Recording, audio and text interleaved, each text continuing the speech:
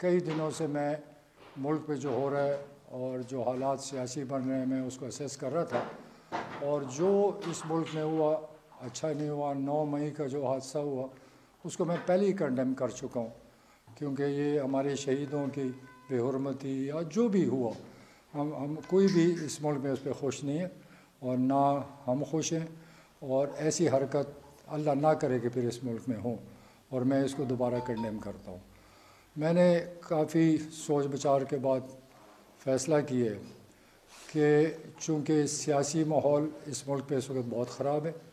और इस माहौल में मेरे लिए चलना बड़ा मुश्किल है, तो मैंने अपने दोस्तों से राय ली और मैंने फ़ैसला किया कि इस वक्त मैं पार्टी का ओहदा छोड़ता हूँ, सदारत, और बाकी दोस्तों और पार्टी वर्कर से सलाह मशवरा करके आइंदा का